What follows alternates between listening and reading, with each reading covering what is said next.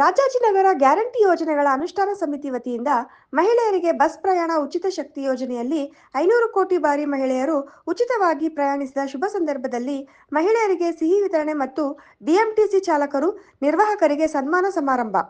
ವಿಧಾನ ಪರಿಷತ್ ಸದಸ್ಯರಾದ ಪುಟ್ಟಣ್ಣರವರು, ರಾಜಾಜಿನಗರ ಗ್ಯಾರಂಟಿ ಯೋಜನೆಗಳ ಅನುಷ್ಠಾನ ಸಮಿತಿ ಅಧ್ಯಕ್ಷರಾದ ಎನ್ ವೆಂಕಟೇಶ್ ರವರು, ಮಾಜಿ ಪಾಲಿಕೆ ಸದಸ್ಯ ಪದ್ಮರಾಜ್, ಗ್ಯಾರಂಟಿ ಯೋಜನೆಗಳ ಉಪಾಧ್ಯಕ್ಷ ಜನಾರ್ದನ್ ರವರು ಹಾಗೂ ರಾಜಾಜಿನಗರ ಗ್ಯಾರಂಟಿ ಯೋಜನೆ ಸದಸ್ಯರು, ಕಾಂಗ್ರೆಸ್ ಮುಖಂಡರು ಉಪಸ್ಥಿತರಿದ್ದರು.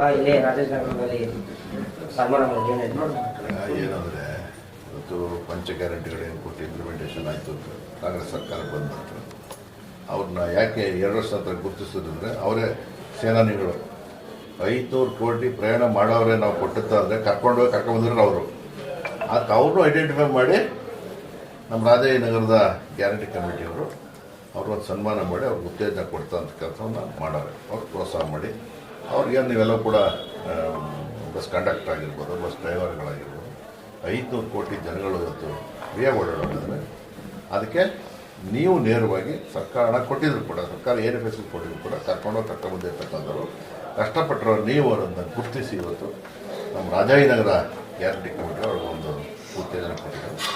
ಸೊ ಇನ್ನೂ ಕೂಡ ಮಹಿಳೆಯರು ಎಲ್ಲರೂ ಕೂಡ ಇನ್ನೂ ಉಪಯೋಗ ಮಾಡ್ಕೊಳ್ಳಿ.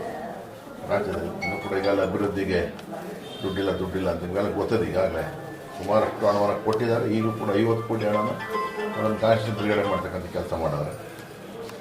ಇನ್ನೂ ಕೂಡ ಏನೇನು ಪ್ರಣಾಳಿಕೆಯಲ್ಲಿ ಇದ್ದಾವೆ ಕಾಂಗ್ರೆಸ್ ಸರ್ಕಾರದ ಬರಕ್ಕೆ ಮದ್ದಾನೆ ಪಕ್ಷದ ಪ್ರಣಾಳಿಕೆ ಅವೆಲ್ಲವೂ ಕೂಡ ಇಂಪ್ಲಿಮೆಂಟ್ ಮಾಡ್ತಕ್ಕಂಥ ಕೆಲಸ ಸರ್ಕಾರ ಮಾಡ್ತದೆ. ಇವತ್ತು ಸಂಭ್ರಮಾಚರಣೆ ರಾಜ್ಯಾದ್ಯಂತ ನಡೀತಾ ಇದೆ. ರಾಜಾಜಿನಗರ ಭಾಗದಲ್ಲಿ ಇವತ್ತು ಪುಟ್ಟಣ್ಣ ಬಂದು ನಿಮ್ಮ ನೇತೃತ್ವದಲ್ಲಿ ಸನ್ಮಾನ ಮಾಡೋದು ಇವತ್ತು ಏನು ಸರ್ ಈ ಕಾರ್ಯಕ್ರಮ? ಈ ಗ್ಯಾರಂಟಿ ಸಮಿತಿಯ ಶಕ್ತಿ ಯೋಜನೆ ಕಾರ್ಯಕ್ರಮ 2 ವರ್ಷಕ್ಕೆ ಪೂರೈಕೆ ಆಯಿತು. ಡಿಪೋ ಮ್ಯಾನೇಜರ್ ಗಂಗಾಧರಯ್ಯ ಅವರಿಗೆ ಫೋನ್ ಮಾಡಿ 2 ದಿವಸದಿಂದ 3 ದಿವಸದಿಂದ ಫೋನ್ ಮಾಡಿ ಈ ಥರ ನಾನು ಸನ್ಮಾನ ಕಾರ್ಯಕ್ರಮವನ್ನು ಇಟ್ಕೊಂಡಿದ್ದೀನಿ, ದಯವಿಟ್ಟು ಎಲ್ಲರೂ ಕೂಡ ಬಂದು, ಯಾಕಂದರೆ 500 ಕೋಟಿ ಜನವನ್ನು ಈ ಥರ ಡ್ರೈವರ್ಗಳು ಕಾಂಟ್ರಾಕ್ಟರ್ಗಳು ಕರ್ಕೊಂಬಂದು ಬಿಟ್ಟಿರುವಂಥದ್ದು ಕರ್ನಾಟಕ ರಾಜ್ಯದಲ್ಲಿ ಮೊದಲನೇದಾಗಿ ಸೇಫಾಗಿ ಕರ್ಕೊಂಬಂದು ಬಿಟ್ಟಿದ್ದಾರೆ.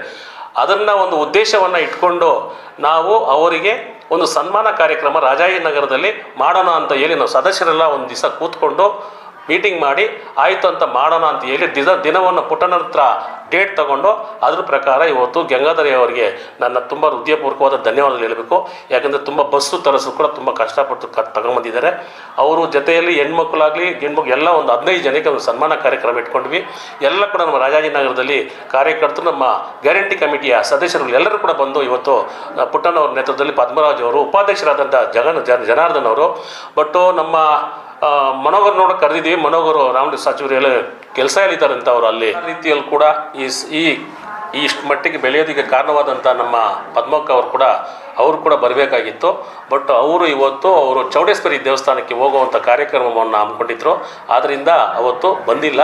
ಅವ್ರಿಗೂ ಕೂಡ ನನ್ನ ಸದಸ್ಯರ ಪರವಾಗಿ ನನ್ನ ಹೃದಯಪೂರ್ವಕವಾದಂಥ ಅವರು ಕೂಡ ತುಂಬ ಹೃದಯಪೂರ್ವಕವಾದಂಥ ಧನ್ಯವಾದಗಳು. ಮಹಿಳೆಯರಿಗೆ ಅನ್ನೋದನ್ನ ಅವರು ಪಣ ತೊಟ್ಟಿ ಮಾಡಿ ಯಶಸ್ವಿಯಾಗಿ ಮುಗಿಸಿ 2 ವರ್ಷ ಆಗಿದೆ. ಸೋಮವಾರಕ್ಕೆ 500 ಕೋಟಿ ಟಿಕೆಟ್ನ ವಿತರಣೆ ಮಾಡಿದ್ದಾರೆ. ನಮ್ಮ ಸನ್ಮಾನ್ಯ ಶ್ರೀ ಮುಖ್ಯಮಂತ್ರಿಗಳು, ಉಪಮುಖ್ಯಮಂತ್ರಿಗಳು, ಸಚಿವರು ಎಲ್ಲರೂ ಮಾಡಿದ್ದಾರೆ.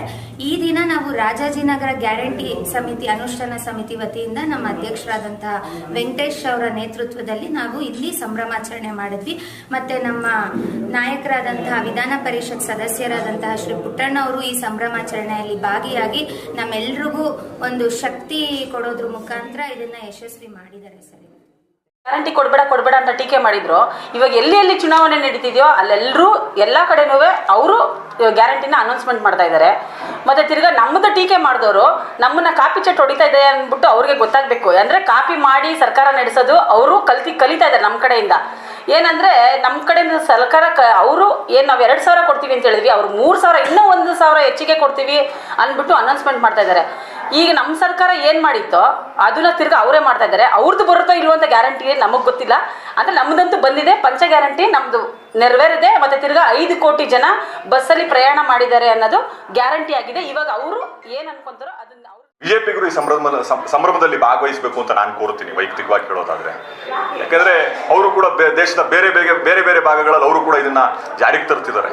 ವಿರೋಧ ಮಾಡಿದವರು ಕೂಡ ಜಾರಿಗೆ ತರ್ತಾ ಇದ್ದಾರೆ. ಇನ್ನು ರಾಜಾಜಿನಗರ ವಿಚಾರಕ್ಕೆ ಬರೋದಾದ್ರೆ ರಾಜಾಜಿನಗರದಲ್ಲಿ ನಾವೇನು ಈ ಕಚೇರಿಯಲ್ಲಿ ನಾವು ಕಾರ್ಯಕ್ರಮ ಮಾಡ್ತಾ ಇದ್ದೀವಿ, ಕಳೆದ 1 ವರ್ಷದಲ್ಲಿ ಎಷ್ಟು ಜನ ನಾವು ಇಲ್ಲಿಗೆ ಸಮಸ್ಯೆಗಳನ್ನು, ತುಂಬ ಕಡಿಮೆ ಸಮಸ್ಯೆಗಳು ತಂದಿದ್ದಾರೆ, ಇರಲಿ ಸಮಸ್ಯೆಗಳನ್ನು ತಂದವರು ಎಲ್ರಿಗೂ ಪರಿಹಾರ ಮಾಡಿಕೊಟ್ಟಿದ್ದೀವಿ ಅನ್ನೋ ತೃಪ್ತಿ ನಮಗಿದೆ. ಆ ತೃಪ್ತಿ ಇದೆ.